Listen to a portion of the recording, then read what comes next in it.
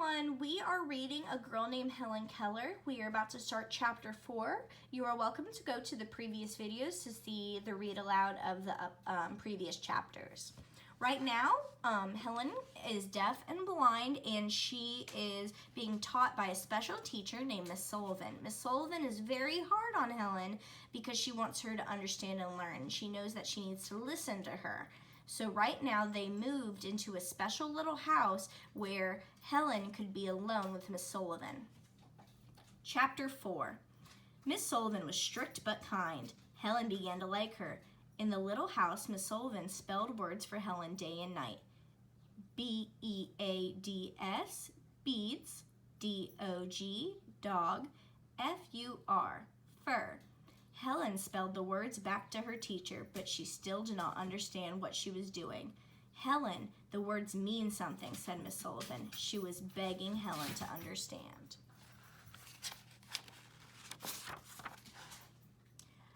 The 2 weeks were up. Helen and Miss Sullivan moved back into the big house. Helen still did not understand the hand signs, but her teacher did not give up. One day she was teaching the words W-A-T-E-R and M-U-G.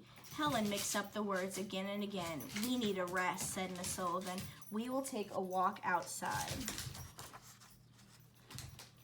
One day, the day was warm and sunny. Helen and her teacher walked in the garden. They came to a water pump. Miss Sullivan had an idea. The teacher began pumping. Water poured out. Miss Sullivan put Helen's hand in the water. Then she spelled W-A-T-E-R. Water, Helen. W-A-T-E-R.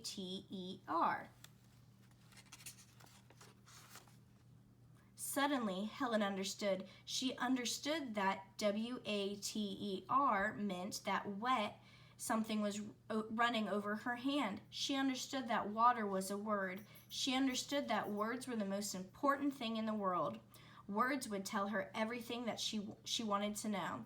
My heart began to sing, she later wrote. It was as if I had come back to life after being dead. Suddenly, Helen wanted to know the name of everything. G-R-O-U-N-D, ground. F-L-O-W-E-R, flower. Then she pointed to Miss Sullivan. Miss Sullivan spelled out T-E-A-C-H-E-R, teacher. Miss Sullivan knew now that Helen understood. She was filled with joy. I thought my heart would burst, she wrote. Miss Sullivan ran into the house with Helen. She told everyone what had happened. Helen's mother wept with joy. My darling child, she cried. Then Mrs. Keller turned to Helen's teacher. Miss Annie, what you have done is a miracle. It was true. A miracle did happen that day, but it was not the last one. The life of Helen Keller was filled with miracles for years yet to come. So this is a little timeline that we have at the back of our text, talking about Helen Keller's life and what happened after her being a child. Helen Keller lived from 1880 to 1968. So in the years that followed, Helen learned to read and write. She even learned to speak. She went to school. She graduated from Radcliffe College with honors. Anne Civilian helped Helen all throughout school. They stayed together almost 50 years. They stayed together until teacher died.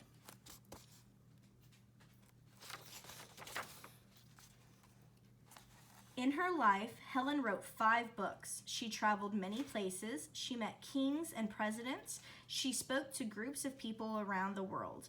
Most of the work she did was to help people who were blind or deaf. She was a warm, caring person. People loved her in return. The life of Helen Keller brought hope to many.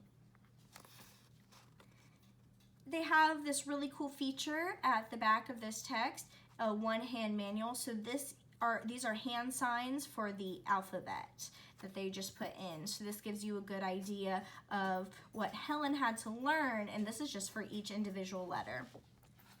So that is the end of our text. We read A Girl Named Helen Keller. The videos are separate for each chapter. I'd love to know what everyone thinks about this text.